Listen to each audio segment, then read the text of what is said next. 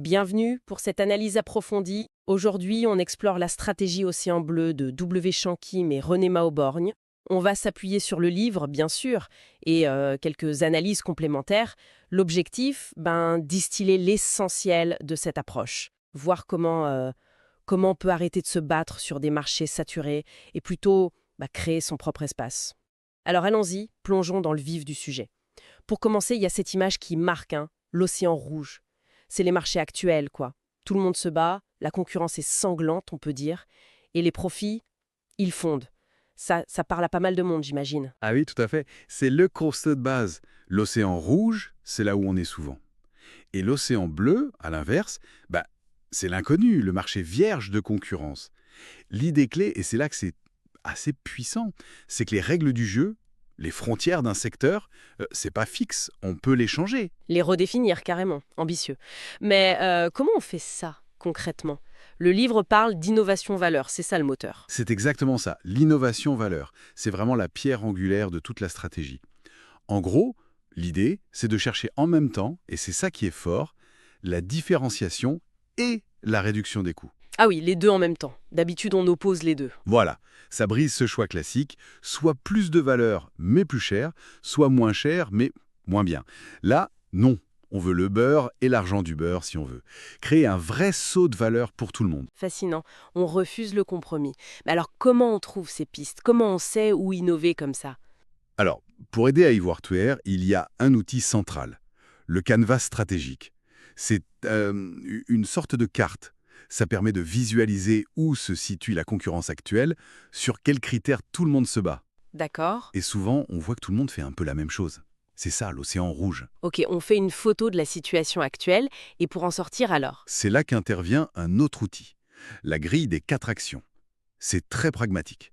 Éliminer, réduire, renforcer, créer. Éliminer, réduire, renforcer, créer. Oui. Éliminer.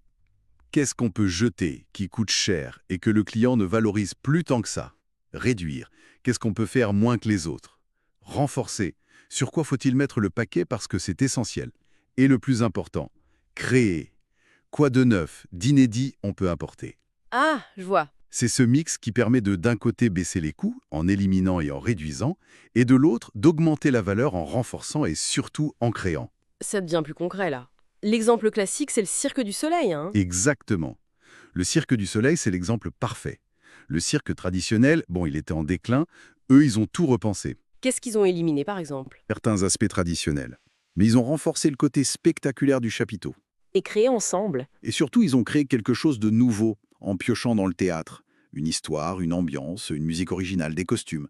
Ils ont créé un spectacle pour adultes, en fait. Et ça a marché. Nouveau public, coûts différents, hop, océan bleu. C'est impressionnant. Et il y a aussi l'exemple du vin Yellowtail aux États-Unis. Oui, eux, ils ont attaqué le marché du vin perçu comme hyper compliqué et intimidant. C'est vrai. Ils ont éliminé tout le jargon, la complexité des cépages, etc. Ils ont réduit le choix au début et ils ont créé un vin simple, fun, facile à boire, facile à choisir. Ils n'ont pas ciblé les connaisseurs. Mais plutôt les buveurs de bière, de cocktails, les non-clients. Voilà, les non-clients.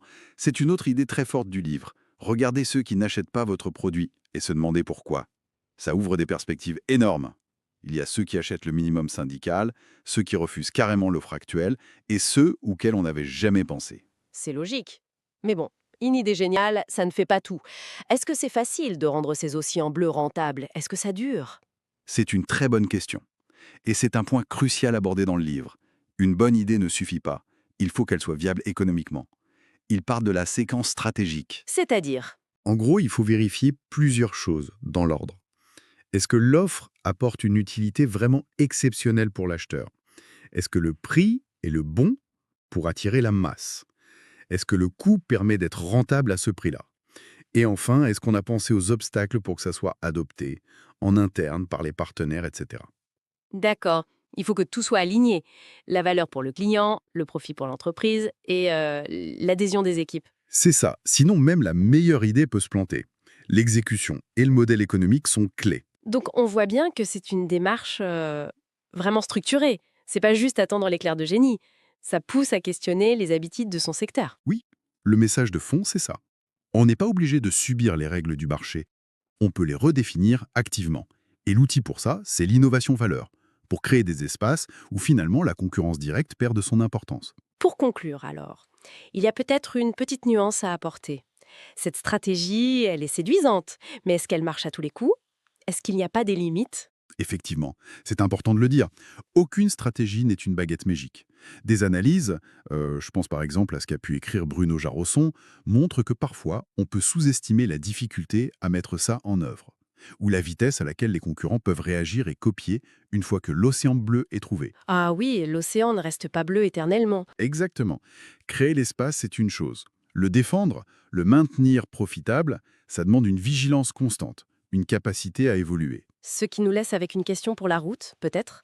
Dans le secteur ou le domaine qui nous intéresse le plus, quelles sont ces règles, ces compromis que tout le monde accepte sans même y penser? Et qu'est-ce qui se passerait si on osait les bousculer vraiment? Bonne question. La réponse pourrait ouvrir des horizons assez inattendus, qui sait? Merci beaucoup d'avoir exploré ce sujet passionnant avec nous. Et à très bientôt pour une nouvelle analyse.